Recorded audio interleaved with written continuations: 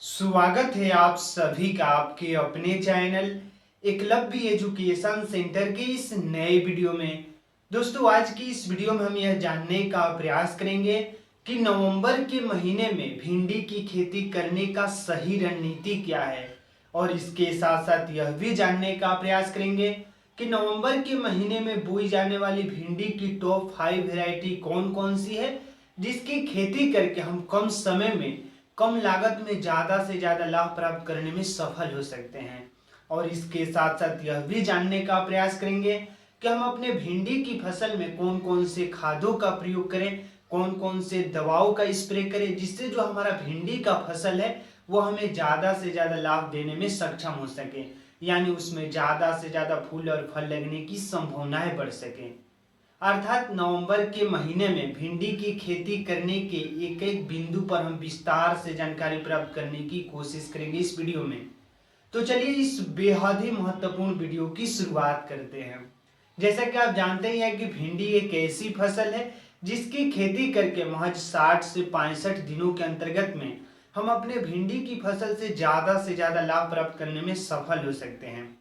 लेकिन अपने भिंडी की फसल से ज्यादा लाभ प्राप्त करने में सफल तभी हो पाएंगे जब हम सही रणनीति के साथ सही टेक्निक का प्रयोग करके और अच्छे तरीकों से हाइब्रिड वेराइटी का चुनाव करके भिंडी की फसल को उगाएंगे। तो आइए सबसे पहले समझते हैं कि नवंबर के महीने में बोई जाने वाली भिंडी की टॉप 5 वेराइटी कौन कौन सी है, जिसकी अगर खेती करते हैं तो उसमें ज्यादा से ज्यादा फूल और फल लगने की संभावनाएं हो सकती है। तो उसमें सबसे पहला है श्रीराम प्राइवेट लिमिटेड कंपनी का झीलमिल F1 हाइब्रिड वेराइटी।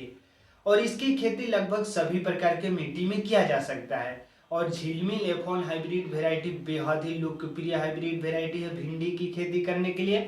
और इस नवंबर के महीने में अगर इस हाइब्रिड वेराइटी का चयन करके खेती करते हैं तो हमें पूरा भरोसा है कि आप अपने भिंडी की फसल से सबसे कम लागत में सबसे ज़्यादा लाभ प्राप्त करने में सफल हो सकते हैं। और इसकी इसी क्रम में आगे की ओर बढ़ते हैं और अगले हाइब्रिड वेराइटी की बातें करते हैं।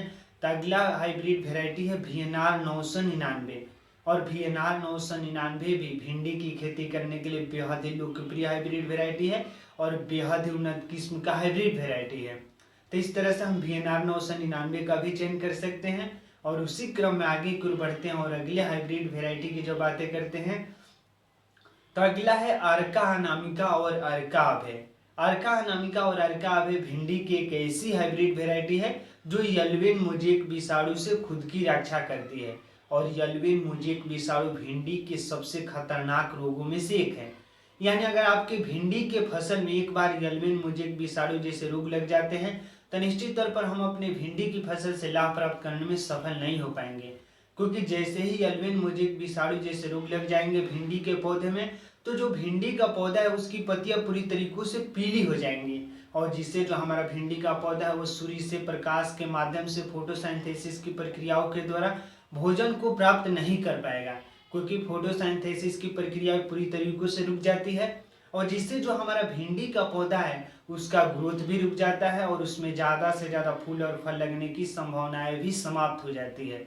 तो इस तरह से यल्वेन मोजेक विषाणु से खुद की रक्षा करने में कामयाब है अर्का अनामिका और अर्का अभय। तो इस तरह से इस नवंबर के महीने में अगर भिंडी की खेती करने के बारे में सोच रहे हैं तो इसका भी चयन कर सकते हैं और आपको ज़्यादा से ज़्यादा लाभ देखने को मिल सकता है।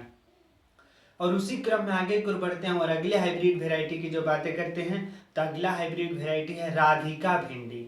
और राधिका भिंडी भी बेहद ही लोकप्रिय F1 हाइब्रिड वेराइटी है।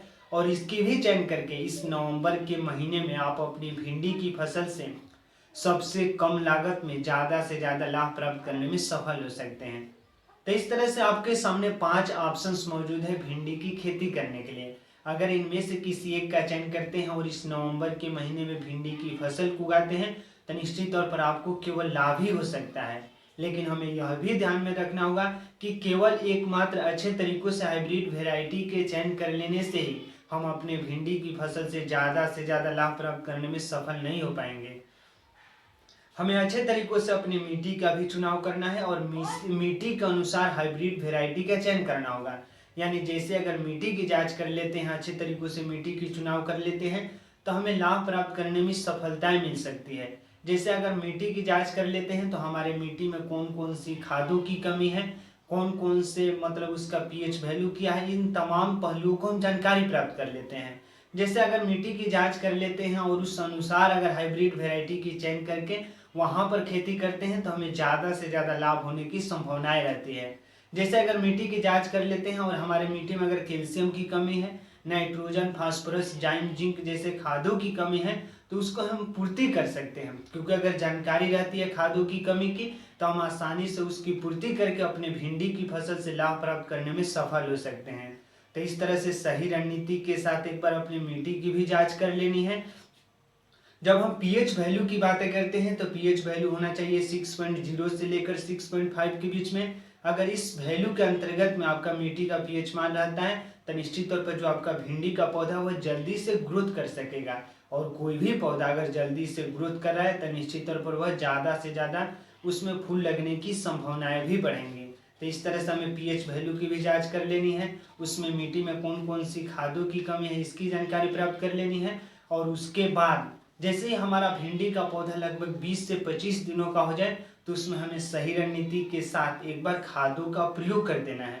यानी खाद के रूप में हम एनपीके का प्रयोग कर सकते हैं, यानी नाइट्रोजन, फास्फोरस और पोटास का प्रयोग करना है पहली खाद के रूप में। और इसके साथ साथ समय समय से सिंचाई भी करना है। अगर इन तमाम प्रयोगों को करते हैं तो महज मतलब 45 से 50 दिनों के अंतर्गत में आपके भिंडी के पौधे में फूल लगना शुरू हो जाएंगे। और जैसे ही भिंडी के पौधे में फूल लगना शुरू हो जाएंगे तो उस समय हमें एक बार सही रणनीति के साथ कीटनाशक दवाओं का स्प्रे कर देना होगा। और जैसे कीटनाशक दवाओं की बात करते हैं तो हम रोगार का प्रयोग कर सकते हैं, परफेक्ट 404 आता है, किटकैट का प्रयोग कर सकते हैं। तो इस तरह से हमारे सामने तमाम कीटनाशक दवा मौजूद है। तो इस तरह से सही कीटनाशक दवा का चुनाव करके एक बार सही समय पर अगर स्प्रे कर देते हैं अपनी भिंडी की फसल में, जब फूल लगना शुरू हो जाए तो हमें ज़्यादा से ज़्यादा लाभ प्राप्त करने में सफलता मिल सकती है।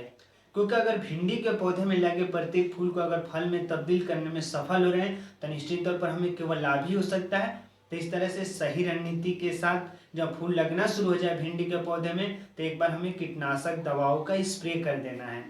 तो आज की इस बेहद ही महत्वपूर्ण वीडियो में बस इतना ही।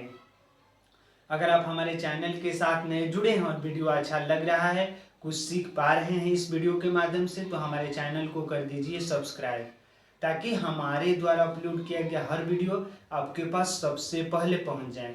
और हम तथा हमारी टीम यह उत्साहित महसूस करें कि आपको नवंबर के महीने में भिंडी की खेती करने से जुड़े सही जानकारी देने में हम थोड़ा सा भी सफल हो रहे हैं। तो हमें दीजिए इजाज़त। धन्यवाद। Thank you.